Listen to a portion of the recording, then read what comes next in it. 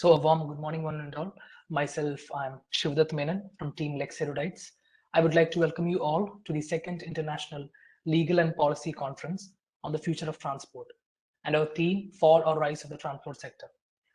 Yesterday, we had some really interesting sessions on outer space, logistics and supply chain, women in transport, and of course, transport and environment, special case of aviation.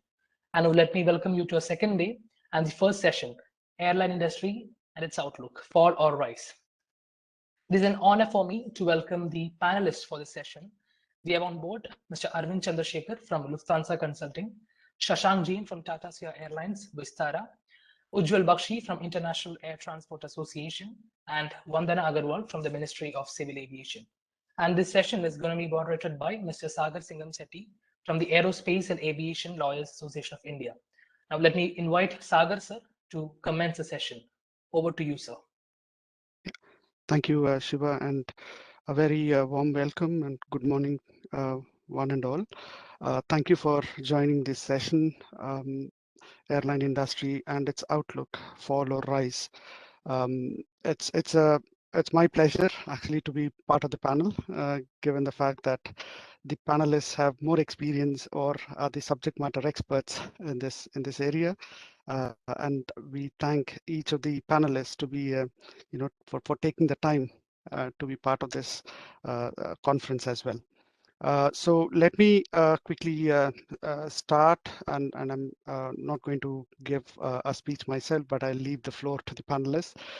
But the airline industry, as you all know, are very familiar with, because on a daily basis, for some reason or the other, we have been used to be part of the airline industry for some reason or the other. Somehow we are connected directly or indirectly. But the fact is that it has been a very challenging 1.5 to 2 years in the even pre-COVID, but COVID has really had a bigger impact on the airline industry. What we're going to do as part of this session is basically, of course, take stock of what the airline industry or the sector has gone through during the COVID, and what has been, of course, the impact on the sector. And then I think what is more important now is we are almost at the end of 2021, and as we should be looking forward as well in terms of what 2022 brings, and given the fact that there is a new variant Omicron around, and there is a new wave around in Europe, where already restrictions are coming up. So we have to also see what 2022 will bring to the sector. Of course, we as part of the panel, we will have a lens in terms of what the legal and policy implications are for the business and for the other stakeholders in the airline industry. So once again, a warm welcome to one and all. And the way we'll work this panel is that each panelist would have 7 minutes to make their initial introduction in terms of their own, to share their own views and paint a picture based on their experience and exposure to the sector. And then the second half, we will be discussing more particularly on some of the specific on specific questions. And in the end, for the audience, once again, welcome, and feel free to put your questions in the Q&A box, and we will pick it up from there as well. So I would request Ujjwal to actually start the presentation, followed by Arvind, and then Shashank, and then in the end, I'll be requesting Ms. Agarwal to do the intervention. So, Madam, if that's okay, we will ask the youngsters to start, if I may say that. That's totally fine. That's how it should be. So, Ujjwal, the floor is yours. Thank you, Sagar. May I request Shiv to Yes. please project my presentation, if it is? Yes. Yes, sir. Tariq, can you make me the present? So do you see my screen? Yes, thank you so much. Okay, Thank you. Once again, good morning to everyone. Firstly, I'd like to thank the organizing committee and all the organizers to have put together this platform and also giving ITA the opportunity to share our views. I just have a short presentation today, in which I'll try to give an overview of the state of industry and, of course, what are the current areas of ITA's advocacy. So, may I request for the next slide, please? Thank you. So, as you can see, this is really a snapshot of how the scale of our industry has diminished through the pandemic. If you see, in the year 2019, we had an average of over 12.4 million passengers being carried every single day by the airlines. This has, this was down to, in fact, 4.9 million passengers being carried in 2020. And although we have seen, I'm sorry, we have seen some recovery in 2021, and we are hopeful that 2022 will be better. The extent of this recovery will still leave us quite far from what the pre-COVID levels of traffic were. Next slide, please. Thank you.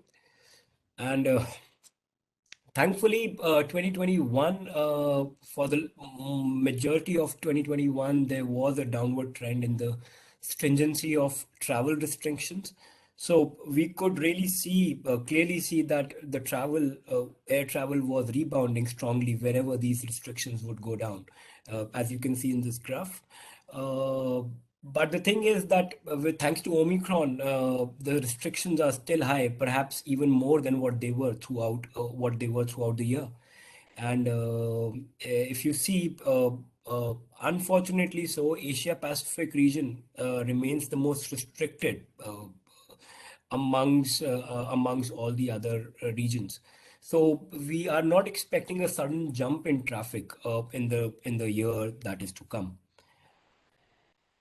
Next slide, please. So the writing is on the wall, and more than the pandemic, it is actually the complexities of rules and processes which pose the biggest threat to recovery. And here I would actually like to highlight some snippets of such complexities.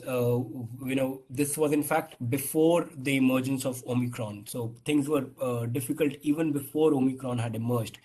You can see there were at least 10 different definitions of the COVID testing window prior to travel that one could see.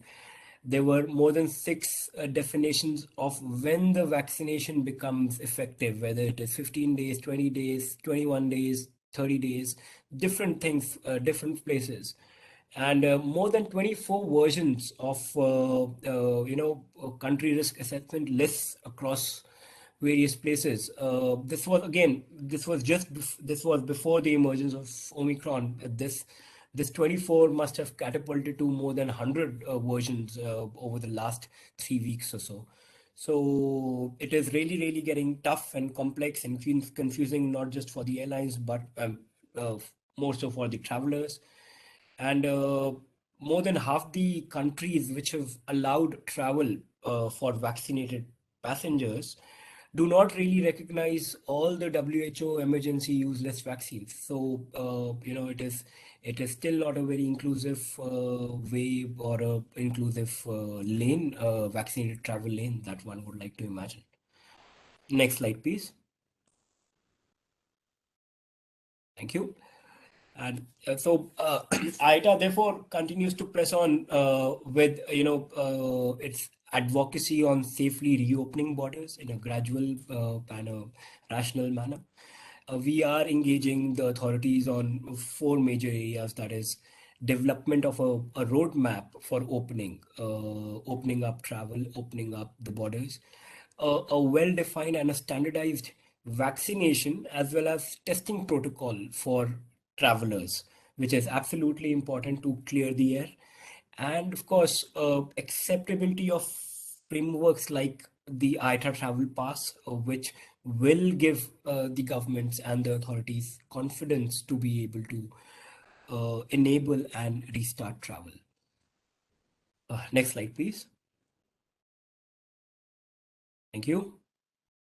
And these are some recommendations that we have from IATA.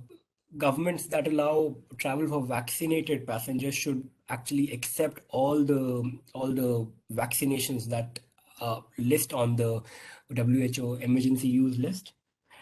Airlines or the operators cannot be acting as health information brokers on behalf of the government authorities. Paper solutions should be avoided as much as possible.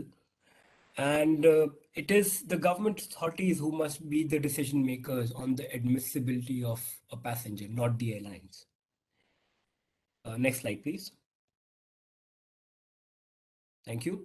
And lastly, let me share with all of you some highlights of the ITA Global Passenger Survey, which we concluded last month. And this was conducted across the world amongst 14,000, close to more than, in fact, 14,000 participants. And amongst the various other findings that we saw, we also see that travelers are now far more comfortable with the use of technology, biometrics, across various touch points of their journey. And passengers, would like admit that it's a very, very good and a beneficial trade-off to learn the use of this the technology, and they are happily willing to part with their personal data also, as long as the sanctity of this data is maintained. So my last slide, please. Thank you. I would just like to conclude by saying that aviation sector is down for the moment, but clearly not out, and we will certainly recover, and there are better days ahead. And thank you all for your attention. I look forward to the discussion later on. Thank you. Thanks, Sagar. Over to you. Thank you, Ujjwal, for that presentation and also for highlighting at least what the pre-COVID level situation was and what it is currently the case, and of course for 2022 as well. It's interesting that you also mentioned that airlines should not be the health information brokers. Interesting point. But on the other hand, it is also a collective responsibility, because at the end of the day, at least the way we all see it, we are a consumer driven sector, and we should all be taking the responsibility to share that information. But I get your point that it is not about the sharing of information. It is more on the admissibility of the passengers at the at the gates. So probably you're more talking about the technical requirements or the process behind it. So we'll come back to that if there are other questions from the audience as well, more specifically. So thank you again for your intervention. Maybe I'll ask Arvind now to share his view, and probably it'll be a bit more broader, not just India, but also he'll cover globally as well. Thank you, Arvind. Thanks, Sagar. Could you make me the presenter, please? We can, yes. Okay, perfect. So thanks again, Sagar. I'm actually going to build on what Ujjwal just shared and take a quick look back at 2021 from the perspective of some of the major trends or developments that happened.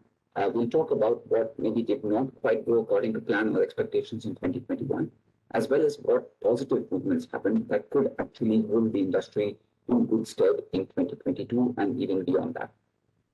As you mentioned, I will be talking about things in a slightly more global context, but all of these points that I bring up are absolutely relevant for the Indian industry as well. To begin with, Ujjwal didn't specifically go into the extent to which the recovery has happened, but it's something that IATA has shared quite often, and we know that domestic travel across the world broadly is bouncing back reasonably well. We're down between 15 to 30% compared to 2019, depending on the market you're looking at. But international traffic continues to lag quite significantly, somewhere with 50 to 70% below 2019 levels. But on the whole, it's broadly positive. 2021 has seen something of a recovery, so it's certainly better than 2020. However, not everything has really gone according to plan. And I want to touch upon a few of these points. Firstly, we still find ourselves at the mercy of continued uncertainty. It's interesting we're in some sort of a time loop, because just like at the end of 2020, we're facing a new variant. There are new travel restrictions. Holiday travel is disrupted, and it feels like we're back in the last stage of 2020. The difference here is that we have vaccines.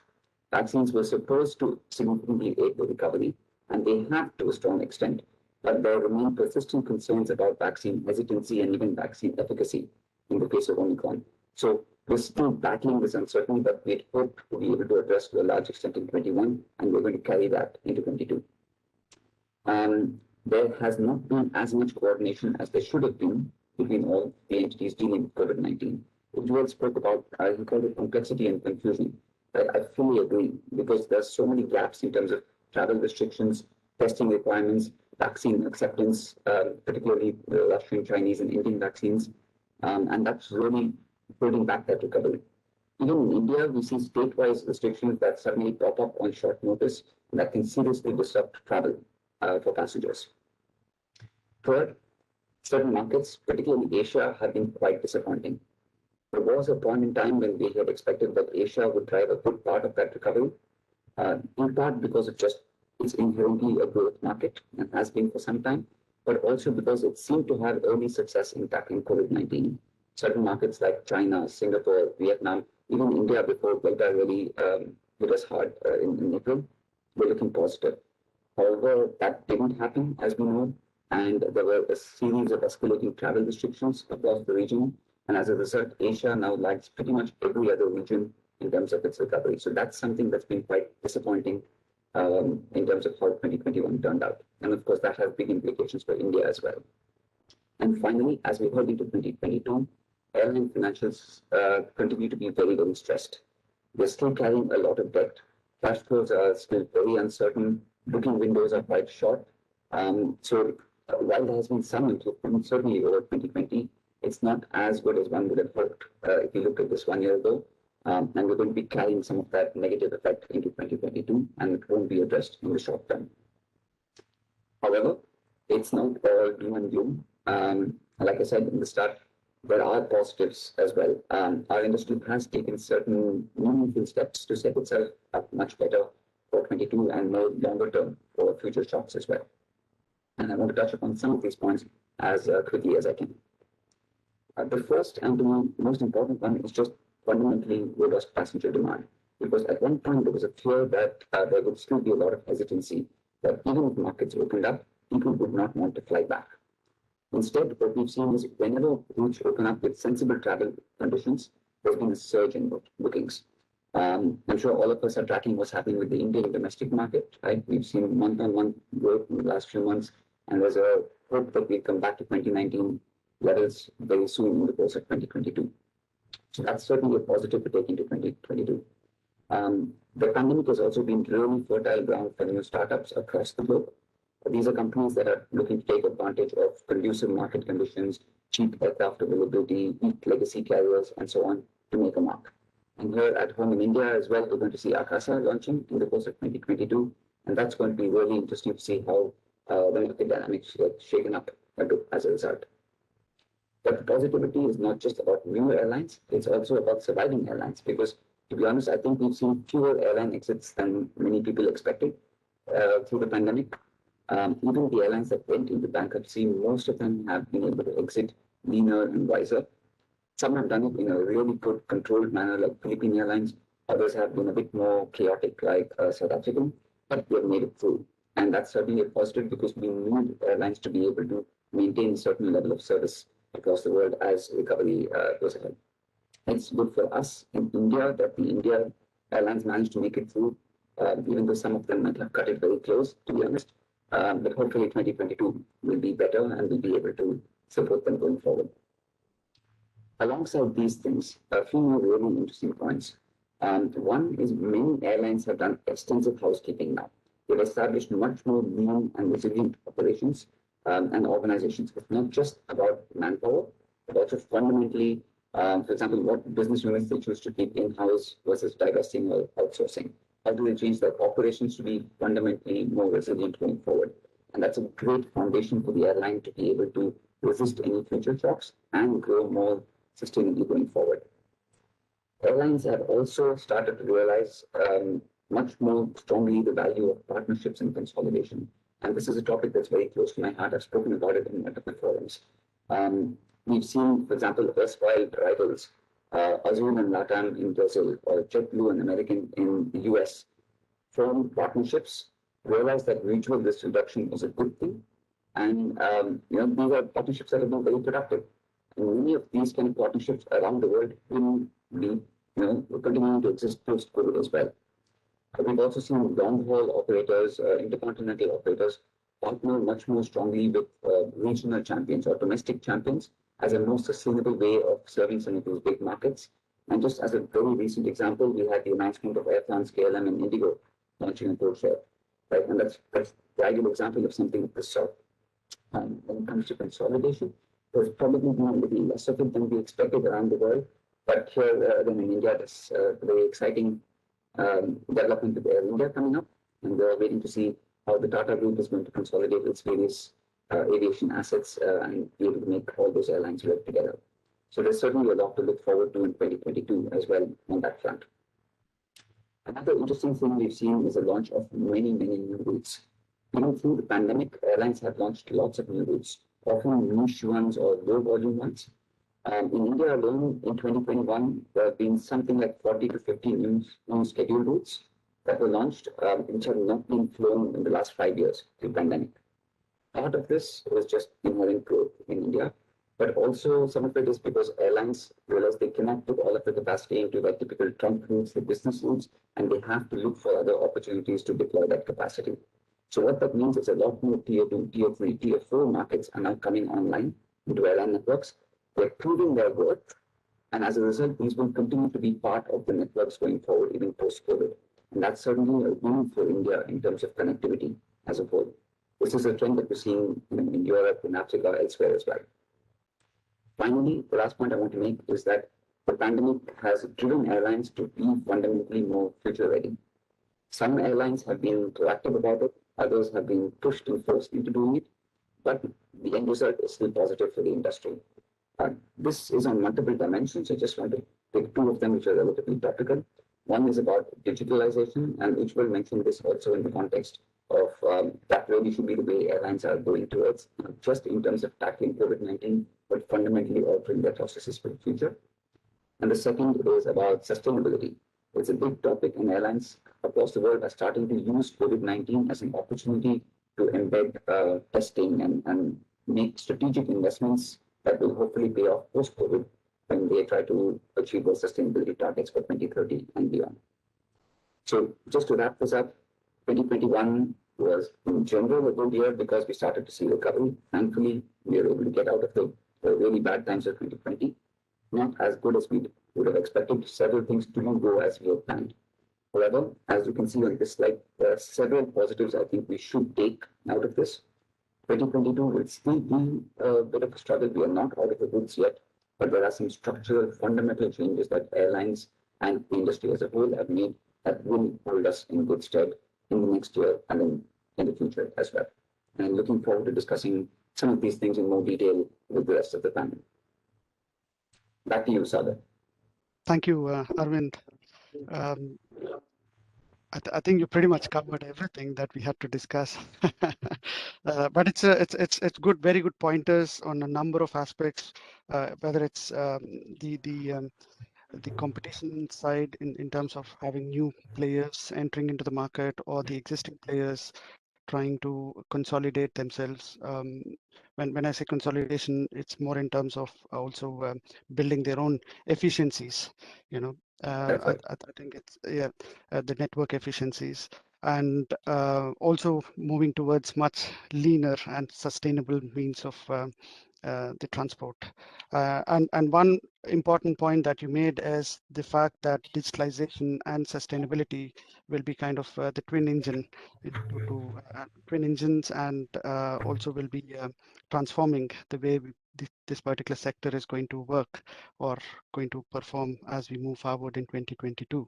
And the last point is more on the customers, because at the end of the day, we are a customer-driven industry, or airline industry as such has been, very customer focused, and the fact that the level of service has been around, or at least continue to be the case, with all these new routes also being invested by airlines, it gives me at least the confidence that we haven't forgotten for whom we are doing all these. So no, thank you again. We'll come back to some of the points, and we'll pick up maybe in some other questions as well from the audience. Shashank, over to you, more from an airline perspective, and maybe some of these points probably might resonate very well with you, or probably you might say, hey, we're thinking of more disruptions, or thinking more in a disruptive way in order to be more customer friendly. But Shashank would also put a legal and a policy lens to some of these aspects, not just the business side of things. Shashank, over to you. Thank you, Sagar, and thank you for inviting me for this conference. And Arvind and Ujjwal both have really outlined the entire topic really, really well.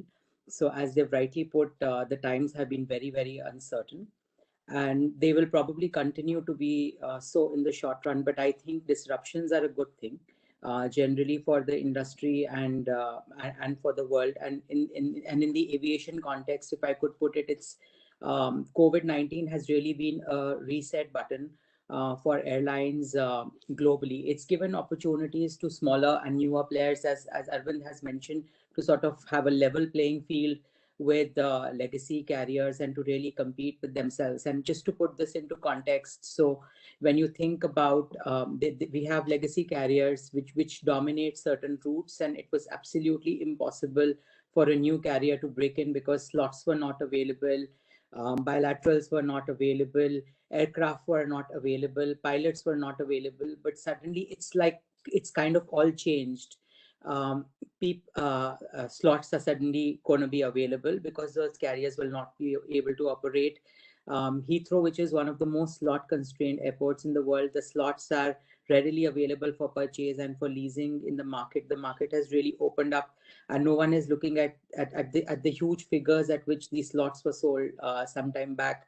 Bilaterals, which were an extremely rare commodity, have kind of eased up and are up for grabs. People are obviously hoarding it, but it's certainly out there, and the government is sort of thinking of how to liberalize and rationalize the framework of slot allocation and bilateral allocation. So those are certain interesting developments. You are in the Netherlands, and I'm sure you're aware of the entire episode involving the Amsterdam airport Schiphol, as to how it was acting in contradiction to the EU regulations and how it sort of impacted the way things were dealt with. So it's certainly going to open up opportunities for smaller players, because the older players they've really drained out their cash reserves. So it's kind of evened out. They've shrunk, for example, Garuda, for example, which was one of the largest carriers in the world, that's really shrunk. Cathay Pacific is not the Cathay Pacific we knew. Etihad is suddenly looking inwards from where it had been looking outward for all of these years, and it's looking to enter into partnerships and tie-ups, as Arvind touched upon, to sort of bolster and have a network in place, though it's not really flying to those places. So it's kind of changed, and these really give opportunities to smaller players like ours, or medium-sized airline like ours, to grow and to deliver our services and really make a mark and be a strong player. Another really important thing that's changed is the consumer sentiment. What we have observed in our airline is that consumers are opting suddenly for more premium services.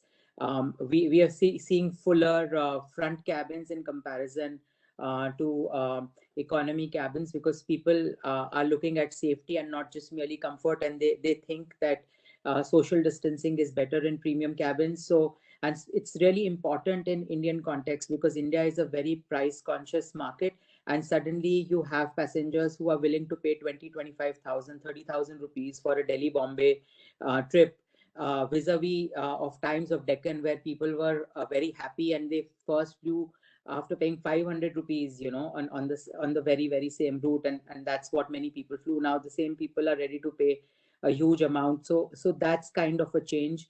Another important change, which all of us in the sector are aware of, is the sort of collapse of the hub and spoke model. I'm not saying it's going to go, but it's going to be more point-to-point direct connectivity for people, and that's what people are hoping for. People don't want to transit, and it kind of ties in to the entire aspect of the pandemic, where rules are changing. I've had family members who've gotten stuck at airports while they were in transit just because the rules changed overnight at that particular airport. So people don't want that uncertainty. People want less touch points as possible. So people are getting sort of used to more premium services and luxury services. And once people get used to it, so it's good for a premium airline like ours, which has a similar business model and has a similar outlook towards business, and we want to cater to. Another really important aspect is the technological aspect, and it's really interesting that how quickly consumers have adopted to technological changes. Before COVID, you would hardly see anyone doing web check-in, and a person doing web check-in would be the first in line and would just sail through. It's become an absolute necessity now. People, anyone and everyone, even grandparents, are sort of doing web check-in and are going for boarding on their flights.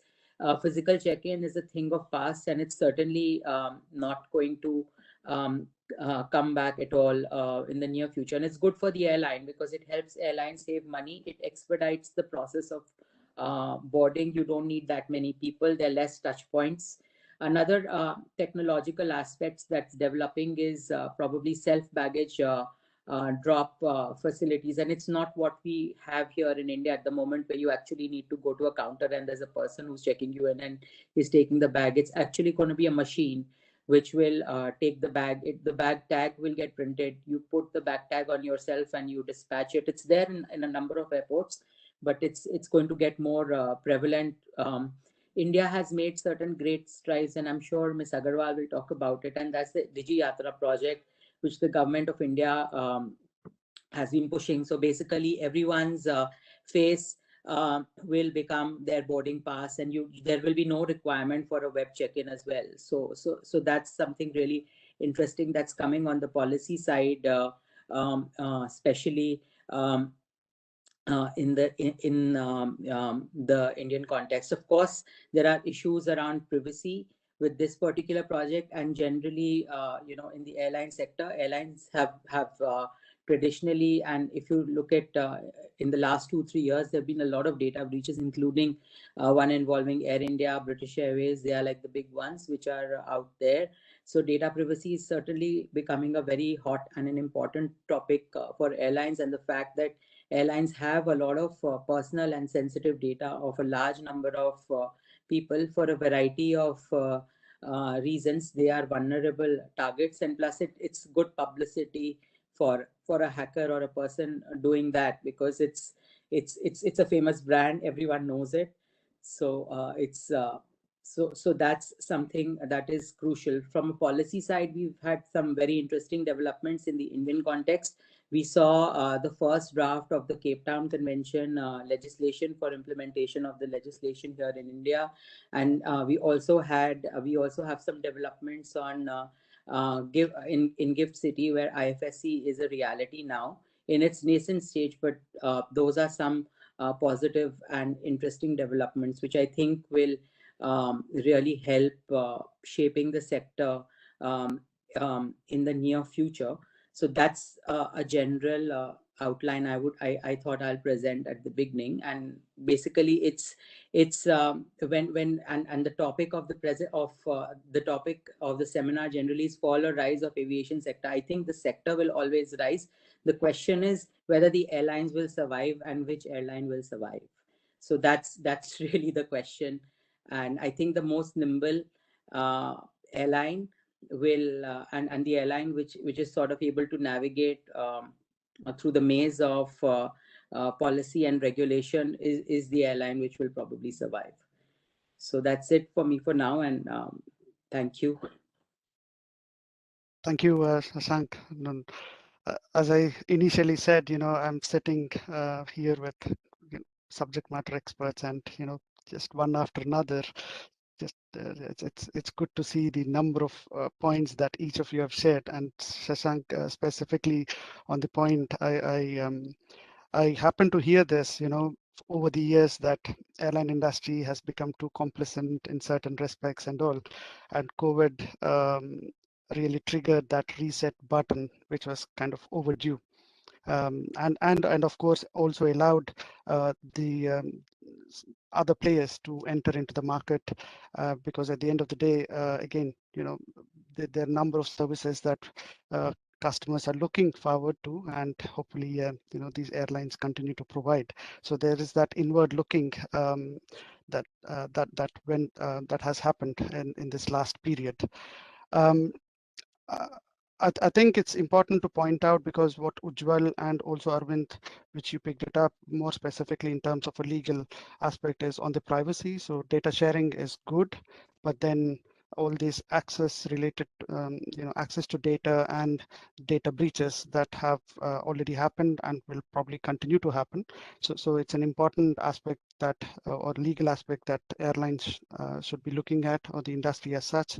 And then on the policy side, the Cape Town Convention and the gift city. So maybe, yeah, I don't know, we'll come back to it. What is, where you can explain to us a little bit more in terms of what the ease of, what is the ease that has happened with the Cape Town Convention and with the with the establishment of gift city. What are the pros and cons there? But we'll come back to that question later. Thank you, Shashank, again for your intervention. Moving on, I think I do not see Vandana madam here, but I suppose you're there. Yes, madam, it's your turn now, and you've heard the other panelists. Probably they've covered a number of points. So over to you now. Maybe you can put your own. Hello. Yeah. Hello. Okay, you can share your thoughts. Yes.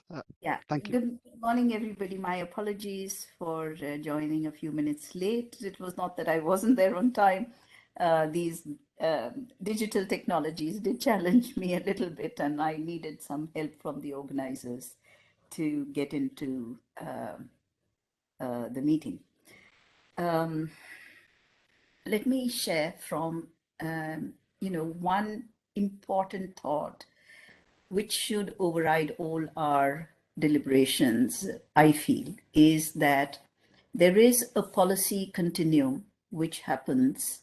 There is a transformation of the airline industry which takes place as a matter of routine, going by demand and supply and regional and non-regional and other aspects. I mean, I'm not going to touch on all of those, but just to say the airline industry and the overall aviation sector does transform itself over time.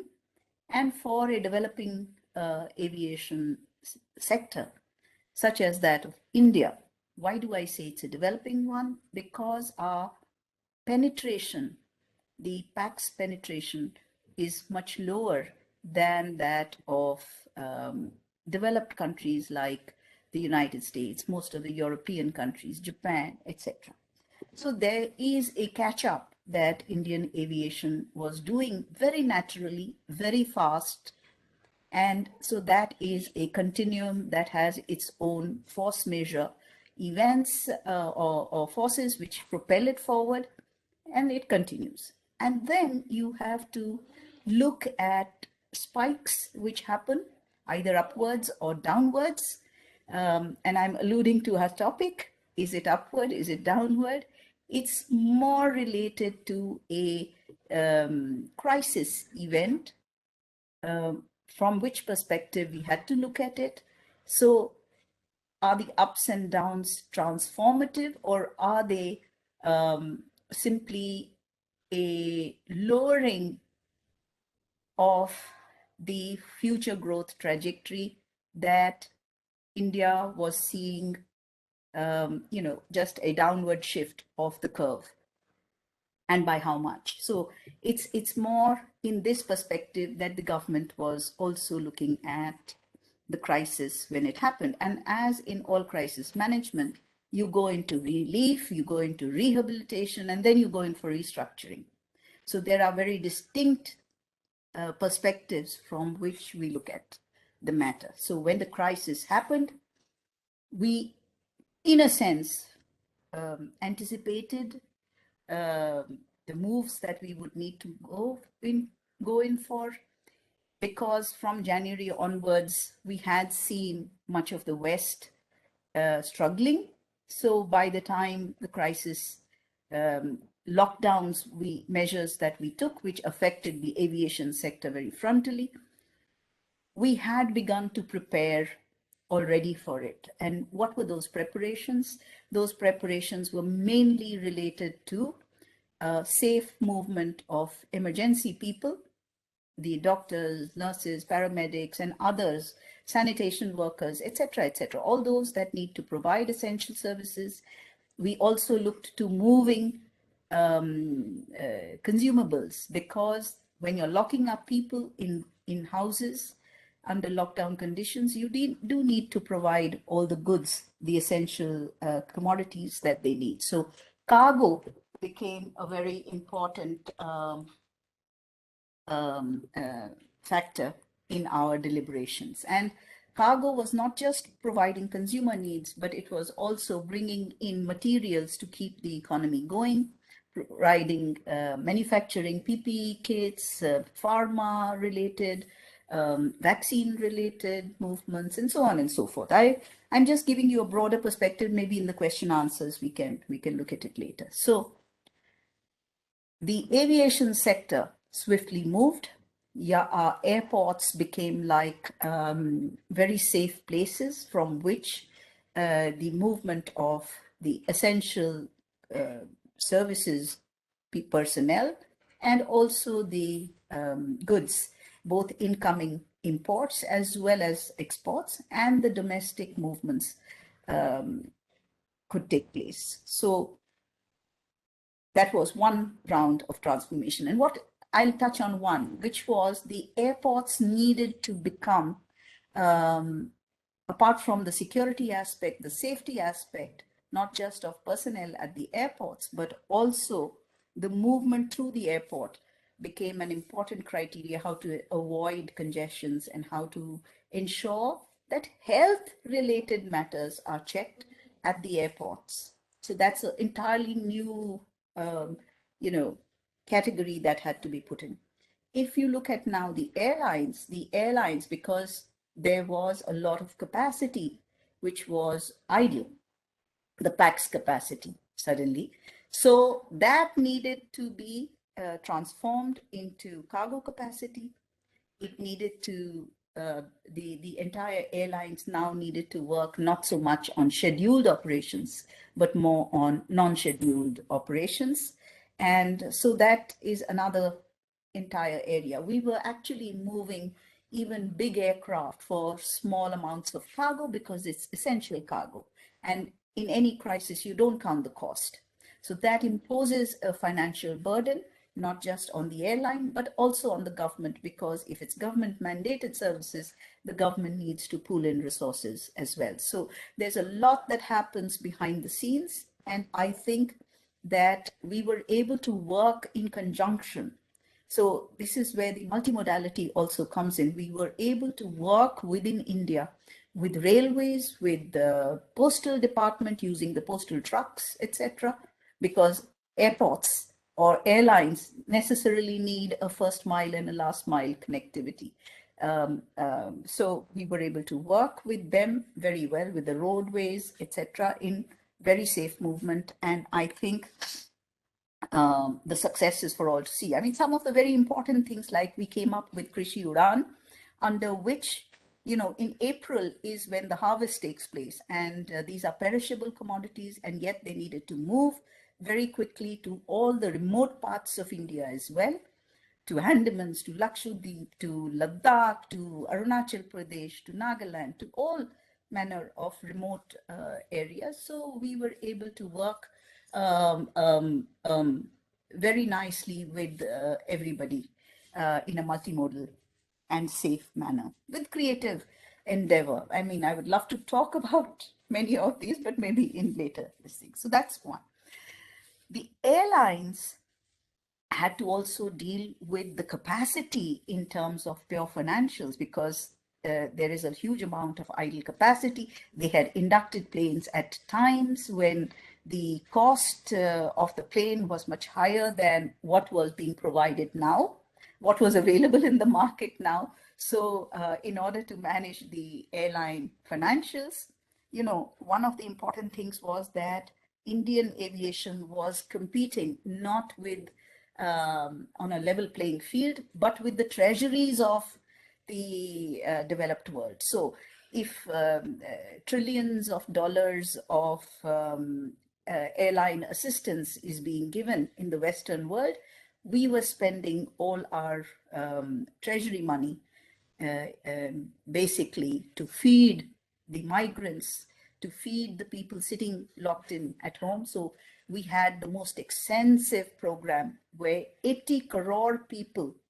of India are being fed even today through government programs. And it's perhaps one of the largest programs in the world. And till 31st of March, it's already there in 2022.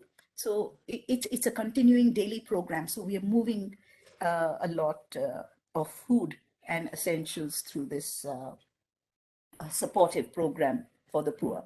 So for the aviation sector, although it's a frontline, it's an essential sector, it's a strategic sector, we did need to keep it alive and kicking. And so we had to use very creative means to do that. And one of them was to ensure that the airline capacity in India, the hard capacity, does not shrink. The personnel capacity or the HR capacity does not shrink at any point of time. And proof of pudding is in the eating. I mean, we took a number of measures in association with the lessors and the financiers and the airlines themselves and many other players. But the essential thing is that we did not see any evacuations of capacity. We did not see Indian Airlines, none of the scheduled carriers, etc., sinking. They maintained. They may have balance sheets which need some support, and we are hoping that there would be a lot. So we went through creative processes where the airline could earn as well as we went from the relief to the rehabilitation to the restructuring stages, etc., etc. So that's one perspective that I would like you all to keep in mind. I mean, so, for instance, all of you would know that the global capacity did shrink, even as we speak today. It's at about 30% lower than what it was in pre-pandemic 2019. So, and a lot of the fleet is still in storage. So I think if I have my numbers correct, more than about 4,000 aircraft, single aisle aircraft, are still in storage over and above the normal 2,000 which are every year in storage for maintenance and for other purposes. So, in India, we didn't have such heavy numbers. And on the contrary, you would see that our airlines used the opportunity, and Indigo placed the world's largest aircraft order during the pandemic times of 300 aircraft. It is the world's largest ever order and associated engine order. This is over and above their huge order, which was announced in June 2019 of 600 engines. This is in the pre-pandemic time. So here's an airline which is really showing its ability and its bullishness on the sector. There are others as well, as was mentioned by others, that you have new startups coming. I know that Akash is there, Jet Airways is there, and there are so many others in the NSOP segment who are reaching out to us as well, and they are also in the fray. And these are again exciting times. Government did move to help them. It was noted by the previous speaker, by Shashank, that the Cape Town Convention bill, the draft, was put up. And it's actually a very unique kind of draft, which I had worked on along with other officials in the ministry, where we have tried to ensure that with the CTC countries, there is the ability to meet the legal obligations of India under the Cape Town Convention, and similarly the exercise of rights as well, but also how we can deal with countries which are non-CTC in the world. There may be a few and far in between, but it's a gap that we've tried to fill in the draft as well. So for students of Nalsar, I think this would be an important perspective for them to take. And it's not just an inward-looking draft. It also looks to see as to how we can, India can serve as a leasing nation as well. So far, all our leases and financing were from outside, but we developed the Gift City as a leasing hub. Why the Gift City? In 2018, again, I won't say we were clairvoyant, but this was part of the natural transformation, that when we were looking at how Indian Airlines financial health can be improved, we saw that financing costs were really high because all the lessors were outside, all the financiers were outside. It doesn't mean that that's a high cost system, but it did create a lot of uncertainties and added pricing because of their inability to capture the risk of Indian Airlines in the right way. So you tend to look at risk at a higher level than it actually is. So people were, lessors and financiers were still pricing India's risk on the terms of a Kingfisher which had gone down 10 years ago, or a SpiceJet which had gone down earlier, and they were not factoring in the much lower risk, because in 2019, which was pre-pandemic, you actually had a Jet Airways which collapsed, but not a single plane was subject of contention in a real sense. So Jet Airways was a huge airline with over 100 leased aircraft, and we were able to work very swiftly with them and our airline sector to ensure that there was no sudden sucking out of capacity when such a big airline goes down.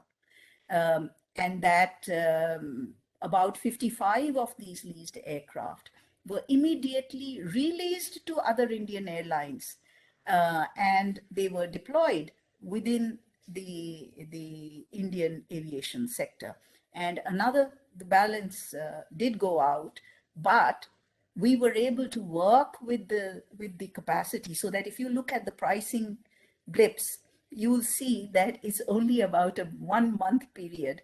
Jet Airways went down in April, 17th of April 2019. You'll see about a month where the price went a little awry, or it rose steeply. But soon after, it stabilized, meaning that the capacity enhancements, or rather the capacity containment that happened, was really effective, and most people didn't see the thing. So this happened because of this project Rupi Raftar, which I was chairing, and there is a very detailed report on this, which was to bring in aircraft leasing and financing from India. And we had swiftly moved in the SOPs also to allow for these aircraft, for instance, not to be re-exported, but to be retained within India and then to be redeployed, etc. So there's a whole ecosystem that was being worked on, which we could find good use of as we went into the crisis. And as they say, Kam, Krodh, Lobh or Nari, Ghor Paristhiti Parkhatachari. So all these four things. Crisis helps you determine whether you have be moving your generic policies in the right way or not. So I would leave it to the audience to judge whether the Indian sector, aviation sector, has been able to handle the boom in the e-commerce, the on this side, and also, you know, the changing pattern. I think one of two things that had been mentioned was one was that the hub and spoke model is causing it is a little bit in consideration, not so much as it's dead and gone, but it's going through a reality check, and the direct flights are much connections are much more appreciated. And India's forte had been direct flights because we didn't have too many airlines which were we didn't have international hubs. India itself is not an international hub, so that has worked. And many of our bilateral and agreements, they had the fifth freedom and sixth freedom being exercised in a rather interesting way. I can't say anything else on that subject, but legally, it's a very important subject to study as to why is it that India is surrounded by a lot of hubs, and how we can get out of some of the factors which are preventing the growth of normal growth of Indian airlines through that. The second is that one important factor which I wanted to touch on was the inequity itself. That here, much of what we heard was to look at the premium and the luxury segments, that they are offering certain transformations. So if we continue to look at the airlines providing, or air travel is meant for the premium and the luxury segments, those who are able to pay for it. And we disregard the fact that we believe that पूरे देश का आम नागरिक, so we need to provide air connectivity which is affordable to those who cannot sit in the front end cabins, or who cannot take a charter flight to feel the complete safety that they want. So within India, we would need to continue to see how we can bring a transformation or a rehabilitation or a restructuring of the airlines, so that both segments, the premium and luxury segment, as well as the Ure Desh Ka Aam Nagrik, RCS Uran segment, continue to prosper. We've spoken about technology, we've spoken about sustainability. I think it's also a reality that about 15% of the traffic, there was an improvement in the fuel efficiency to the tune of about 15%, if I recall my numbers correctly. And that is because the Indian airlines have typically gone for newer aircraft, which are more sustainable when they're placing orders, and working with them. I know that we ran the Dehradun Delhi flight as well, which was using biofuels. About 15% of fuel usage was a biofuel usage. We did run that flight. We do need to do work more on electric aircraft, hybrid or hydrogen aircraft. So that is there. But the reality is also that the aircraft which are being sourced are now necessarily more green. The financing which is now available also has a green finance component globally, so which the airlines would need to keep in mind. I'll just touch on one more thing, then I can answer questions. I mean, I have a whole host of information that I can share with the students and other attendees, which is not often written in books, and I've not written articles either. So that would need to be done. But the vaccine movement is one thing that I wanted to touch on. For instance, we were, in August 2020, we were told, look at India's infrastructure. airport infrastructure? Do we have the cold storage facilities required for this, that, blah, blah? So we did a complete check and we said, no, no more infrastructure needs to be built, which is physical. Whatever we need, we can do plug and play, because the total amount of vaccine that's going to move at any airport at any point of time is going to be 1 container full, 2 container fulls, that's all. And it's not as though there's going to be a daily movement of what had been, I'm sorry for Ujjwal, IATA's predictions about 8,000 aircraft movements and would be required, etc., etc. So that was not what was actually our assessment. So we worked with the airlines in a very, and also our vaccine manufacturers, in a very simple way. We said, give us boxes which are very normal, which a single human being can lift as well. Let it be pre-packed. Let it not be a container which is then opened and all the cold chain issues would be there. Give us something that can be delivered, put on the aircraft, and delivered to a small aircraft, which will carry from, say, Srinagar to Ladakh, or from Guwahati to Tawang, or from to Imphal, or wherever, where only small aircraft can land. So we don't have all the mechanical equipment over there, even if we build cold storages. So there was a lot of innovative thinking that was done, that how can we manage the supply chain for the vaccines in a very efficient manner. And I promise you that what has been done in India is you would not have heard, for instance, of any mishap.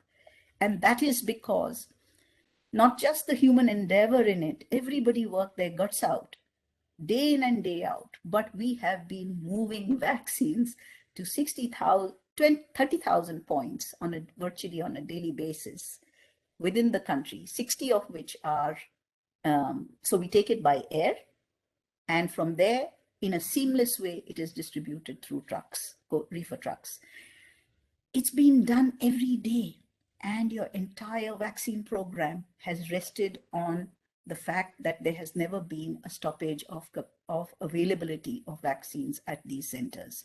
So a day's delay, etc., could have happened because there are multiple nodes. But the fact is that it has been done within the available capacity that we had. It has been done without unnecessary infrastructure investment. You know, we saw how the world was telling us they built cold storage for vaccine at blah, blah, blah places at such expenditure and blah and whatnot. So anyway, we've managed that, and hopefully that good run will continue. But one important thing that needs to be addressed is how our airlines are not being allowed to participate in the export of vaccines out of India because of the way the norms are built for supplies. So they have the World Health Organization has a panel of freight forwarders and airlines where our airlines are not there. I mean, so this is one of the things of inequity that I wanted to talk about as well when I initially started with the word inequity. So there is an inherent inequity in the way even a crisis is handled. The vaccine delivery, for instance, to much of Africa is not there, to so many other places is not there. So all that needs to be addressed so that when we are working and putting in systems in place, we are doing it for a world which is more equitable than for just the vaccinated people of a few countries. I want to throw that perspective as well. And one more inequity is that if we are not able to address the concerns of those who need affordable travel, they will simply move back to rail, right? So we can't disregard that as well. I'm going to stop at this particular point of time. I can talk about technology. I can talk about what else we are doing out of Gift City and so many other things where the coordination is happening, where the robustness is coming from. But just to say, I feel that the topic should be transformative rather than the ups and downs. I thank you. Thank you, Madam. Very insightful, and I think probably you rightly pointed out it's transformative, of course, but we have to be a bit more provocative once in a while to say up or down, given the fact that we all acknowledged on this panel as well. It's only flying is only in the flying only happens in the sky, so it's always upwards. So absolutely taken. But and there are some very important points that you raised in the sense like not. Of course, very COVID specific and the actions that went behind, whether it's the relief and the rehab related and the crisis management. But you also touched on the point of cargo, because in all this, in the last 2 years, the whole passenger sector, which Ujjwal also pointed out, has been really down, almost sometimes close to 100%, I would say, in certain regions of the world. But cargo has essentially been the backbone for whether Yes, it's the PPE kits or whatnot. Just the essential goods has been tremendously, very well handled there. And of course, most of the airlines, were curtailed because of lack of passenger travel, but they used that resource, the existing aircraft, to move the cargo goods. The other point that you also made about multimodality, or the important role that multimodality has, because all across we also see the argument of model shift. So the fact that you only focus on premium or luxury travel, of course, there's that especially in a market like India, you always have a number of other fallback situations as well, where you have the rail, you have the road, a very strong network there as well. So I'm glad that you pointed out about the role of multimodality, or the fact that how efficiencies could be brought about when we use our network, using not just the aircraft, but also the first and the last mile related. And the other important aspect that I find it very interesting is the inequity, whether it's on the bilateral level or at a consumer level. I think I think it's a very good point, because the whole crisis actually has really shown that the way the world works in reality is that the fact that there is inequity, whether it's the developed countries or the developing countries, and the whole vaccine distribution as such has shown the inequity in itself. So again, a lot of topics that have been covered. I don't think I'm going to repeat a number of these points, but let me just, I know that we have taken most of our time, but I'm glad that we all covered, what is necessary, from technology to sustainability to the policy and the legal issues, including the bilaterals, and also on the competitiveness. I think there was a question that you raised, Madam, why we are not able to be more competitive, or why the airlines, the Indian airlines, are not being competitive when it is when in comparison with the other airlines in the region. Having said that, I think I have one question to start with, or at least one question to the panelists here, because that is not mentioned at all, or at least have not been reflected here, is the issue of labor. I think we should discuss about it or talk about it, because as much as we say that there is there's growth, or at least there is probably in 2022 and going forward, that we will see only an upward journey again. But what it means also is the shortages, whether it's in the pilot or in the crew, or the fact that there is no investment going towards training by the airlines, or there is no proper policy framework that allows for this kind of trainings to take place. Maybe I'll start with Vandana, Madam, to reflect on how you see, if at all, if you actually see this as an issue, because in a country like India, where we are, yeah, we have the resources, so, especially so how do you see that? I mean, is labor a real issue for us, or because all across outside of India it is definitely. So maybe there, Arvind and Ujjwal, you can reflect on it, and then we come back to Shashank. If actually from an airline point of view, if labor is an issue for them, and how are they dealing with it? So maybe, Madam, over to you on that. It's a very big topic, and I'll say three things, and then maybe the other panelists can chip in. First is that obviously in any growing aviation sector, providing the suitable mix of skilled personnel, whether they are within the cabin or outside, or ground personnel or any associated field, that will always be there. The shortages will always be there. So you need to have your skilling systems in position, your ability to attract motivated youngsters who can then be skilled suitably. That is something that the government has been working on. Pilots shortage is known to everybody in India. The fact that we have had a very focused attention on FTOs of late. We have been working on other areas of skilling as well, wherever there are shortages. The second is the terms under which these skilled personnel are available. Are they very high cost? Yes, they are very high cost, because a number of the high professional segments are having to go outside India to skill themselves at very high cost, and then come back and take the certification programs again in India, so that there is acceptability. And the third aspect is mutual recognition. When is it that the Indian skilling ecosystems certifications or degrees, skill certificates or degrees, are recognized by other countries, so that there is a bigger market for personnel that we skill out of India? So these are some of the three things that government has been addressing.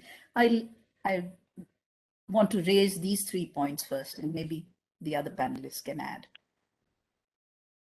Maybe, thank you, Madam. So maybe Arvind, you want to pick up on that, reflect? I would say labor is absolutely an issue, but it was pre-pandemic as well, because like Ms. Magdalena said, when you have that scale of growth, that rapidity of growth, it's difficult to build a pipeline of qualified personnel. And that is true not just in the cabin. Normally we end up, most of the conversation tends to be about pilots, and that's absolutely important, but it's down the line, right? In terms of maintenance technicians, in terms of dispatchers and so on. All of these require specific skills, specific training and experience. And we do have a shortage across the board. We also have a shortage of genuine talent, especially homegrown talent in senior management positions, which is why you see a lot of poaching and hopping across the airlines, and relatively low organic growth of some of the senior employees coming in. I think Vistara has probably done better on that account than some of the other airlines, but it continues to be an issue from the perspective of senior management capabilities. So I fully agree with the sentiment that this is an issue. I know that there have been attempts made over the last decade in terms of having more training institutes and so on to be able to create that pipeline for the industry. In my view, there needs to be more in terms of both volumes of the training capability that is put in place, but also, like Ms. Vandana said, in terms of the policy and regulatory environment around that, that makes it easier for us to bring this talent into the airlines and make them productive as soon as possible. Thank you, Arvind. Maybe Ujjwal, do you have anything to share there from an IATA airline, broader perspective? Or Sure, Sagar. I think it is fairly well covered by Ms. Agarwal and Arvind. Both of them made all the points which were worth mentioning. I do not have much to add, but I can just say that Of course, they talk about what are the things that are required in the long term, but in the short term or the more immediate term, when we are under this pandemic, sometimes restrictions on crew movement and pilot movement, and them being subjected to all the quarantine or other health measures which normal passengers are also subjected to, at times also results in a major shortfall of availability of resource. So just from a short-term point of view or a more immediate point of term point of view, the point to add. That's it. Thank you, Joel.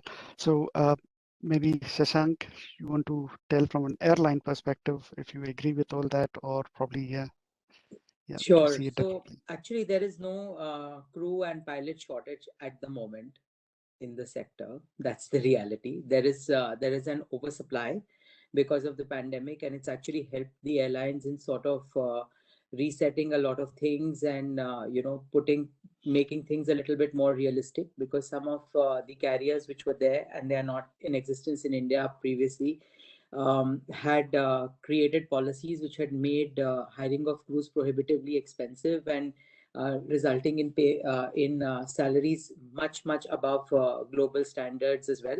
So that's sort of been corrected and things have been made realistic. But yes, in a medium to long term perspective, there certainly will be a shortage of crew, and airlines are working and finding creative solutions for it. Our partners in the industry have also started to take measures for it. So, for example, Airbus has set up an Airbus India training center here, and they're in the process of expanding it. We have FSTC as well, which is a local training center that's also there. It's because it's not about pilots getting that CPL for once and they're done and dusted. It's a continuous process. And I think in the last couple of years, we have developed a fair amount of infrastructure which was not there previously to do this. And I think as the industry moves towards consolidation, and we'll be having much bigger airlines than what we previously had. We'll be having much larger number of airlines with 100 plus aircraft, with like Indigo will be having more than 300-400 aircraft and etc. So we'll be seeing that these airlines will gradually set up their own captive programs and maybe captive universities and centers for training. So for example, SpiceJet has a captive training program.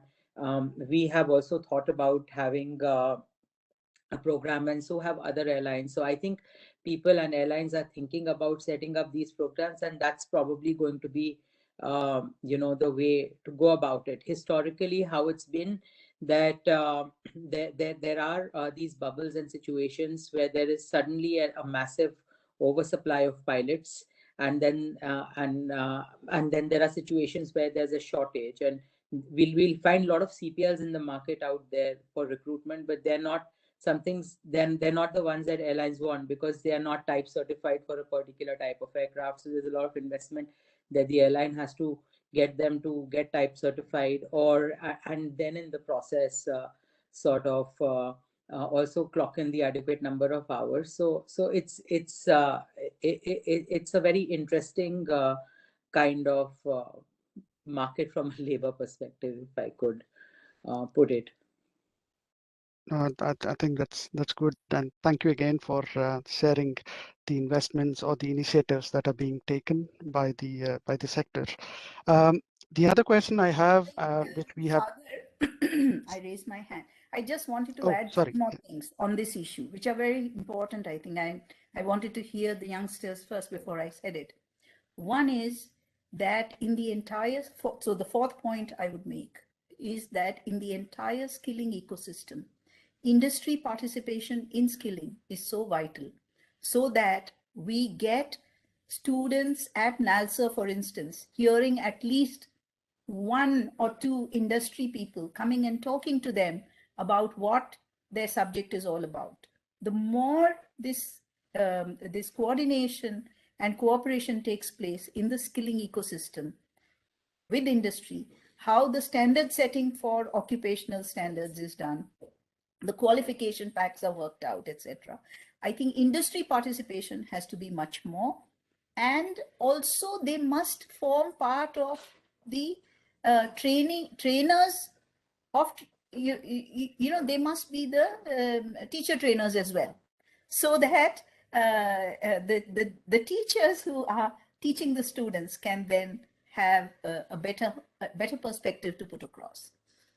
I say this also because of the fifth point that I was going to make, which is that when we needed in the crisis the personnel, whether we were doing Vande Bharat flights where we brought in 30 lakh people from all across the hotspots of this world to India, or we were doing any of our essential imports from even Wuhan, from Shanghai. This is in the heydays of the pandemic, when not much was known, and we were sending out our crews on the flights to pick up, and our ground staff over there was supporting them as well. That's when we realized how absolutely superb the aviation personnel have been. They went far beyond the call of duty. They went far beyond the profit or what their salaries or what they felt could be. And we used to get volunteers after volunteers saying that I want to be the one who goes. So, the Air India flight to Wuhan, when Wuhan was the worst hotbed of, is so memorable. And we were able to, operate in all circumstances, even Frankfurt, hubs, or London or New York, and so on and so forth. It was just fabulous how the whole exercise could be moved. The final point is that we need to motivate the youngsters so that their passion is in research as well, on doing something which is far beyond what is the routine. So until we get our youngsters innovating on the job, there is always, I would say, a skilling shortage or a shortage of personnel. So these are the 6 points actually that I totally wanted to make. Yeah. Thank you. No, thank you, madam, once again.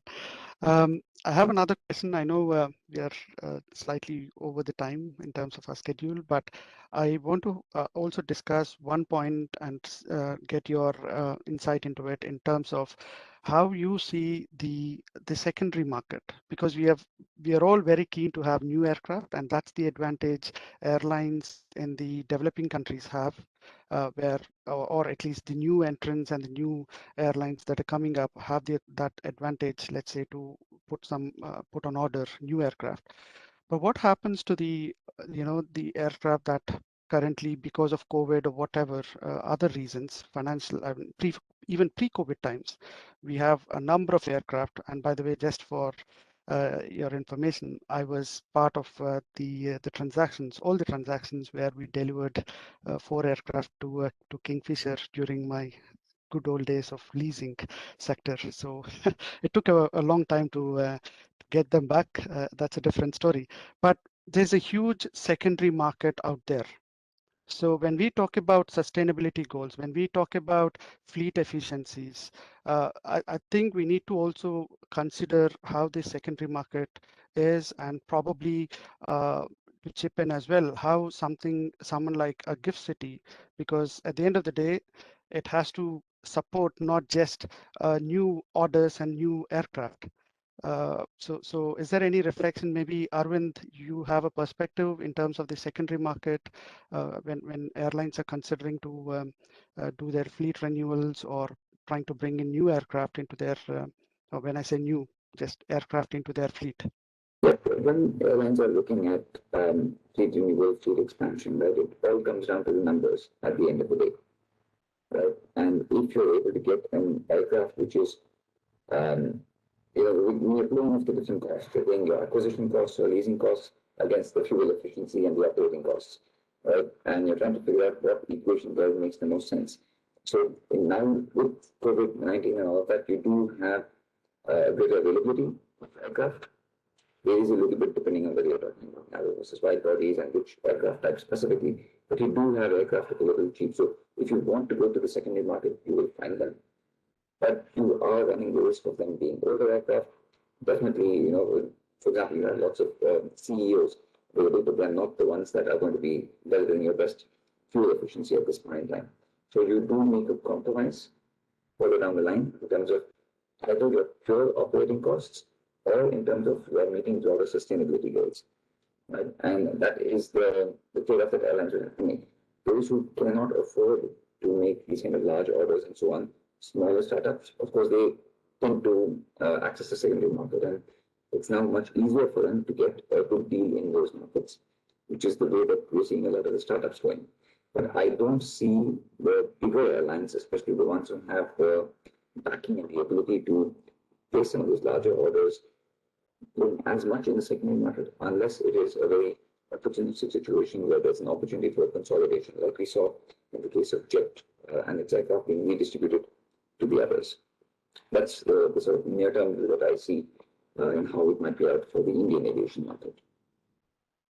Thank you, Arvind. So maybe Sasank, you have anything to reflect there, given the fact that you have an existing fleet of aircraft and probably bringing in new aircraft as well, but maybe there's a different philosophy for you. So is there anything you would like to? Yeah, so I think what Arvind said is largely accurate, and that's how it would be, for an airline like ours, or for another larger, or for another airline which has a strong balance sheet. That's what the case would be. But for airlines, for example, it's always not a bad deal to get old aircraft and to refurbish it and all. We have to think of it from the perspective.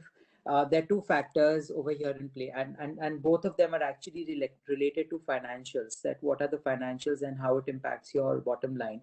Firstly, the main advantage of getting an older aircraft is the low lease rentals that you would be able to bargain, and the better terms that you'll be able to get over there. That's a trade-off that you would make against, for example, fuel costs and fuel efficiencies and things like that. So there are situations where an older aircraft can make sense for an airline, including ours, such as a disruption, as Arvind mentioned, or if it's, for example, for things like a cargo operation or something like that. That's where typically older aircrafts are utilized. Older aircrafts are also quite useful in the sense they are a ready source of spares, so they can be utilized for spares and for things like that. So it's not that if an aircraft is old, it's outdated, it's done and dusted. There are a lot of uses for it, and it still can be made to work and be utilized, because frankly it all comes down to economics of it and how it works for someone financially, and it very well could be a game changer. So for example, there is an airline that wants to fly on an international route, but it does not have, and it's got the permission to fly international, but the aircraft that it has available simply doesn't have the capacity or the capability. So you get one of these second aircraft which has all of the necessary tonnage and radar and equipment in it, which it can be used, which can be utilized for that particular purpose. And we a lot of thought, it's easier said than done, that placing an order with one of these OEMs, even if you're a big carrier, you'll be able to survive. You'll be surprised that airlines like Indigo have recently taken deliveries of aircraft as old as 15 years, 19 years, etc. And why have they done that? They've done that because Airbus is not able to meet supply of the aircraft. There are certification related issues. There are production line delays, but there is a demand for capacity. So airlines have to resort to these kind of measures. So I think the older aircraft are here to stay, and they continuously there will be a demand for it all across. So that's my thought. No, thank you. And I think probably the target of whatever the sustainability targets we have will always be kind of far-reaching as well at the same time, because that's the the downside of it. But again, maybe that's the balance we need to bring up. I know we are almost there, or at least one last question to all the panelists. Maybe if there's a policy or a legal recommendation that you have to put in place and probably that'll, we have been talking about transformation. That's the word that probably is going to come out of this panel, rather than the rise or the fall. If there's one or two things that you would like to see change in 2022 and probably will support the sector, what could that be, and how would you how would you see that supporting the sector? So probably I'll start with Ujjwal here. Ujjwal, if you have 2022, it's not a prediction as such, but something concrete where you could see the change, whether it's short or medium or long term. Thanks, Sagar. It's a very, very broad point to make comments on, but yes, I'll stick to one or 2 points. Keep it short. First and foremost, I think from an industry point of view, it is very important that we try to revisit the normalization of international operations in India. Because that is something that will be the right thing to do for the industry. It will give the level playing field that is required. Having said that, we do realize that as much as the government was considering that we were what we thought was like the end of the light at the end of the tunnel seems like a train approaching, and so we don't really know when that will again be considered, but we certainly recommend that this should be one of the key points that the authorities should consider. And secondly, border closures are not really the answer for curtailing the pandemic in any ways. It hasn't worked in the past. It may as well not work in the future. So whatever and whichever restriction that the authorities come up with should come up with a sunset clause, and there should be a timely review of all these restrictions. That's all that I have to say. These are the 2 points. Yeah, thank you. I know it's a broad question, but that's also because of the backgrounds that each of you have. So you can, you can be very specific on 1 or 2 points. Yes. Sure. Maybe Arvind, any take from you? Well, short term, my point was to talk about the international hubs. So I'm glad that Ushal brought it up. I would say just looking a little bit more midterm, fundamentally, we need to help the aviation industry in India continue to get to a more competitive cost base. We all know that for years, for a decade or more, there have been concerns about the MRO costs or the lost MRO opportunity in India. And now there's a policy in place to try and push that forward. We know leasing costs have been high, and now with Gift City and the other initiatives, we're taking the first few steps to make that possible. Fuel has been a concern, and now several states have brought down the fuel tax, and there's an active push from the ministry to encourage others to do the same as well. So all of these are very positive steps. My point is, I'd like to see them actually taken through to their logical endpoints in execution. The ideas are great, but they've been there before as well. And actually making them sustain the reality for Indian aviation is, I think, the big game changer in terms of making it much more sustainable for every airline operating in India, and helping them also be much more competitive internationally. Thank you, Arvind. And Madam, maybe you can go ahead and share your last thoughts. And but also maybe for you specifically, there's one question also for your reflection, because someone from the audience basically asking, why can't India become a hub?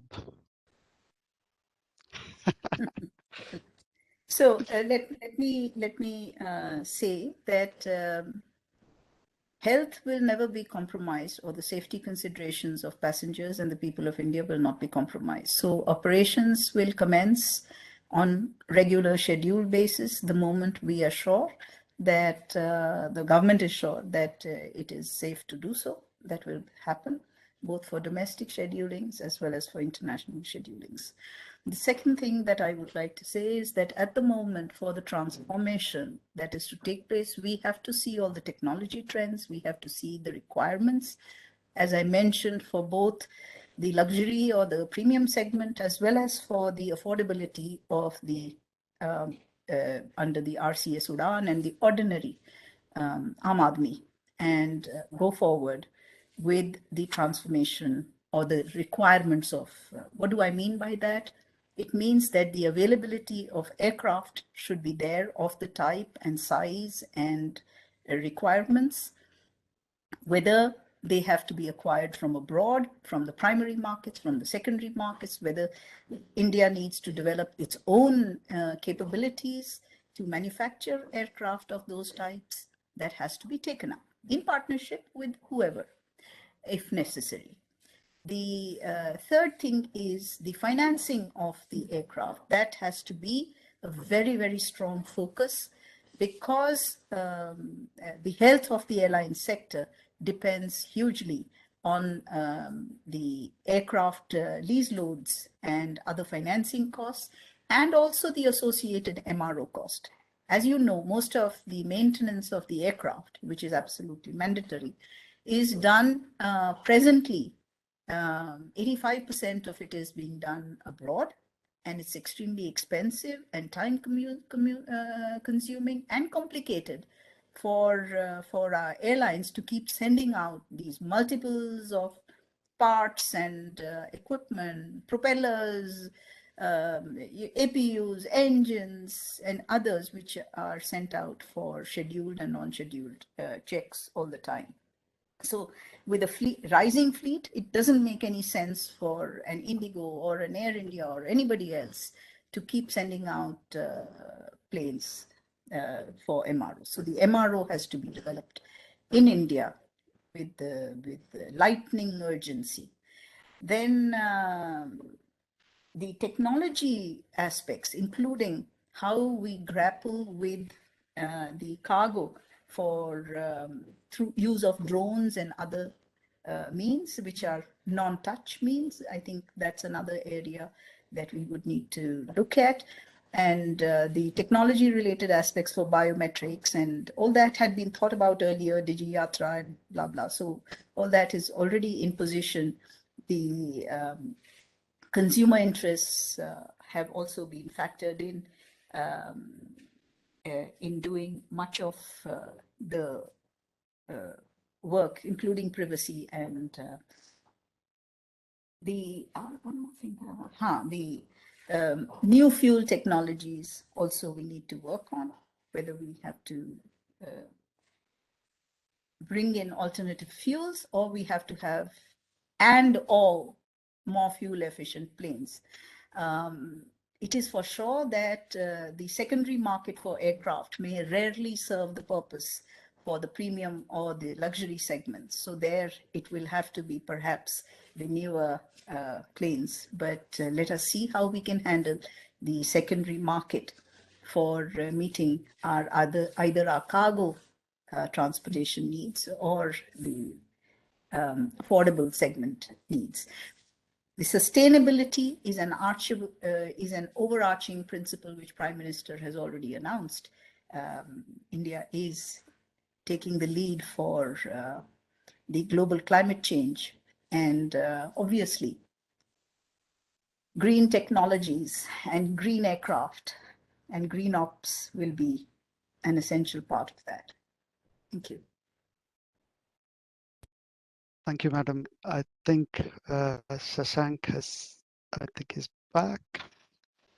Yeah, Shashank, sorry. I think you're back. Yeah. No worries. I thought I closed the panel discussion with you because there are a lot of lawyers there, and maybe, of course, I'm glad that we had a discussion which was more business oriented, but probably you can gel that in the end, why it is important or relevant for all these legal folks to understand whatever points we discussed today, because maybe the audience might be thinking, why did we not discuss more specifically about the Cape Town Convention or on a sure. I'll specific do policy that. or on a I'll specific do that. Do legal I need issue? to give a background on Cape Town Convention, or should I just No, just any closing remarks, but I was sure. just trying to put the I'll just connection pick it there. up from where Ms. Agarwal left, and Arvind also touched upon this.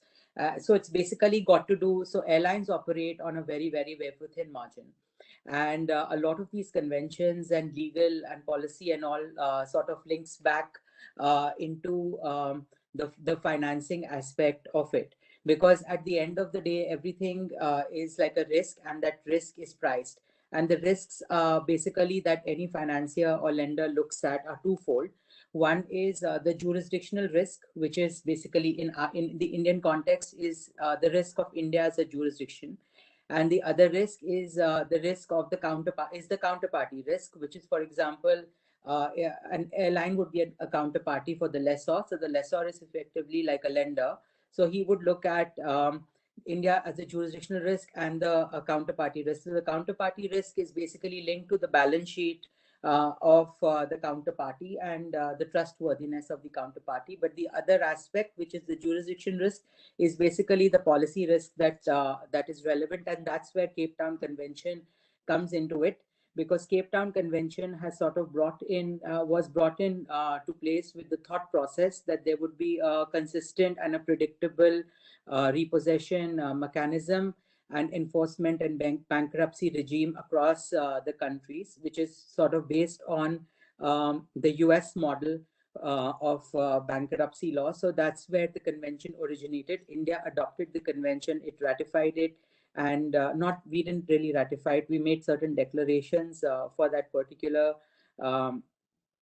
convention, and we adopted it, but we never fully implemented it. So it's with the intention of fully implementing the convention and having a predictable regime. This law, has been is in some kind of a draft stage, and this is what has been the ask of the industry. Both the airlines and the lessors have been requesting for this, because effectively what this legislation would do, it would take away a lot of unpredictability around India as a jurisdiction, India's ranking in what in leasing finance industry we call as index of ranking of countries where compliance with Cape Town Convention is ranked. India would move up in the ranking, and what that effectively would mean, that cost of funding to Indian airlines would reduce, because lessors will look at India in a slightly different manner and would build in and give us those discounts in that manner. What has been happening in the absence of Cape Town Convention and the way the world of finances perceives it, that a lot of credit lines from the likes of ECAs, AFIX of the world have kind of dried up for Indian airlines, or they're available at a very, very expensive cost, or there are requirements of things like sponsor guarantees, promoter guarantees, which are not necessarily and always available. So it would kind of resolve a lot of those issues. So that's how Cape Town Convention law ties into the financing and legal policy reforms. I'll also touch quickly on the gift city aspect as well. Now, this is a great initiative of the government, but the policy is yet to be fully baked. Because one of the key aspects, which according to me, Gift City is lacking, is borrowing in rupee. That's not something that's permitted in that particular scheme of things, and there's not enough incentive at the moment for lessors to set up shop in India. So we have the policy framework in there, but it's not fully developed. I'm sure it will develop in due course, so that there is some kind of capacity internally, because we can't really it's unfair to expect that India will become the next Ireland in a year or so, or as a leasing hub. But it's certainly possible, but we need to work towards it, and we need to continuously work towards it. The industry and the government, we need to work hand in hand to sort of make this happen, because this is something which will resolve a lot of things for the airlines, and it will really, really resolve from a policy perspective financing issues faced by the airline. It will make financing costs drastically cheaper. So, for example, since as an Indian airline, if I'm earning in rupees, but I'm paying in rupees, it's certainly cheaper, because otherwise I'm not having any forex loss of sorts. So that's like a big issue, and that's why I'm making this recommendation. So those are my thoughts generally from a more legal perspective. No, thank you again, Shashank. So I think we are at the end of our session. I know there's so many things to talk about, and 1 hour or even 1.5 hours is never enough. I think we have a daily job that even 24 hours sometimes is not enough to cover all these issues. And So I thank each and everyone for your views.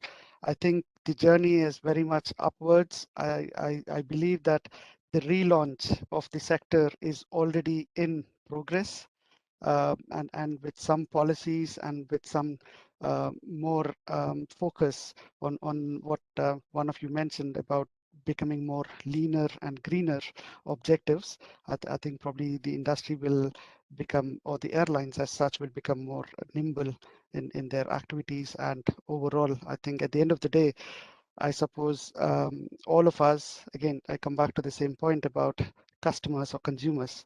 I think whatever we are trying to put in place, whether it's from a government standpoint or from an industry standpoint, I think consumers should have all the choices that they would otherwise have, whether so whether it's in luxury, premium, or even the general category. So the affordability is one of the things that we should focus or continue to focus, despite all the costs that the industry has to face. So with that, I thank each of you, and and we hope to stay in touch. And I think it's been a delightful session, in the sense like a number of topics, a number of issues have been covered, or at least pointed out, if not covered entirely. But thank you again, and we hope to see you again next year. In the meantime, happy holidays, and thank you. So the next session will start actually in few minutes. It will be on on transport infrastructure. So for the participants, thank you for this session, and you can stay on for the next session. Thank you. Thank you, Sagar. Thank you, Shashank. Thank you. Bye-bye. Thank you, Arvind. Thank you, Thank you, everyone. Ujjwal.